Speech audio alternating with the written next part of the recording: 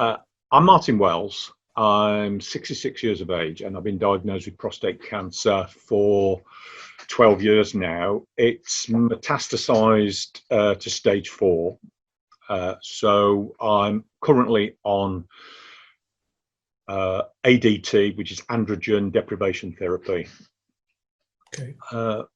Something I'm interested in just generally is family history. I've been doing a lot of family history recently because of the lockdown with COVID. I've been doing it for the last 45 years and the internet is great for that. So that's something I'm really passionate about, and I've discovered some really, really good and interesting things.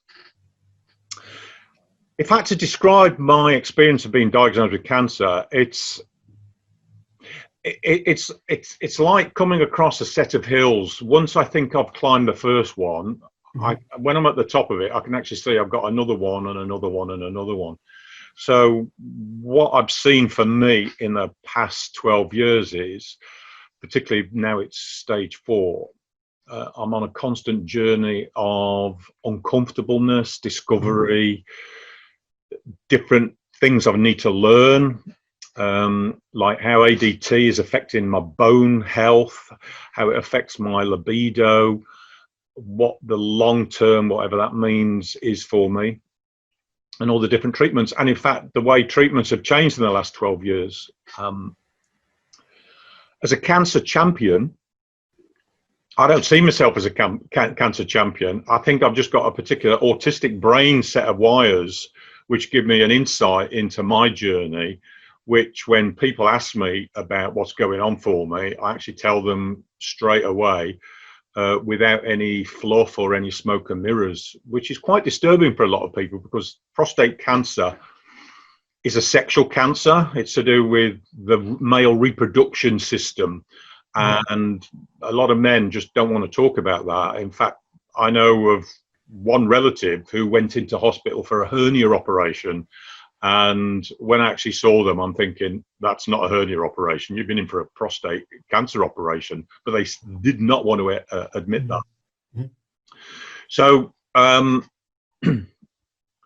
sometimes I'm invited to give talks, presentations, quick discussion about my awareness of cancer and to allow people to be more aware. And what I have to be very conscious of is where they are at in their cancer journey. So if I've spent weeks or months getting my head around where I'm at, I might feel more comfortable at that moment than I was 3 months ago. And if I'm not aware of where I'm at and where they're at, when I'm actually chatting to that person and I'm all enthusiastic about, oh, wow, I've conquered this, I'm not actually in touch with what part of the journey they're on.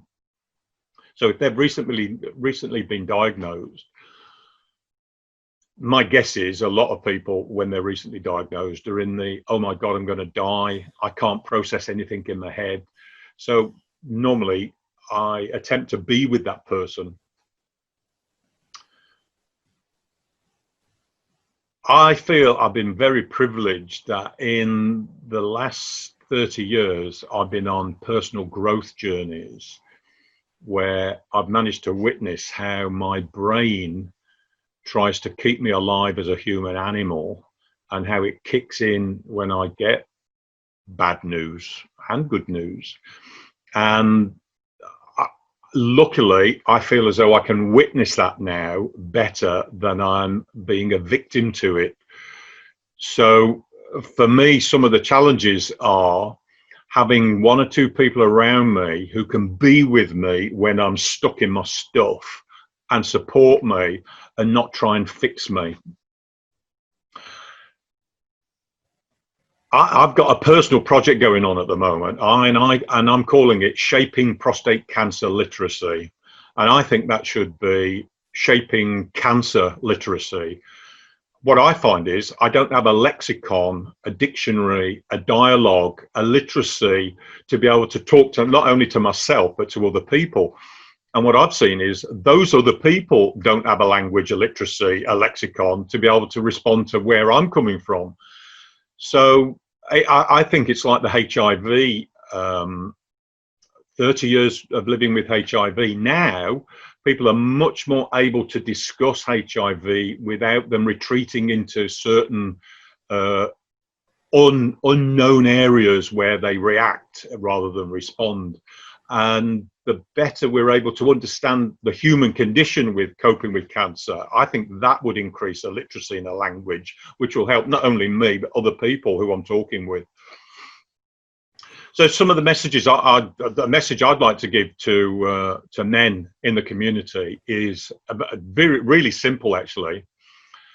Have a real conversation for a change, and understand that being a man gets in the way of being a man with cancer. Now, I normally say that with prostate cancer, being a man gets in the way of being a man with prostate cancer, and just to understand how that kicks in. How about that? That's really helpful, Martin. I think there's a whole description of lots of things in there.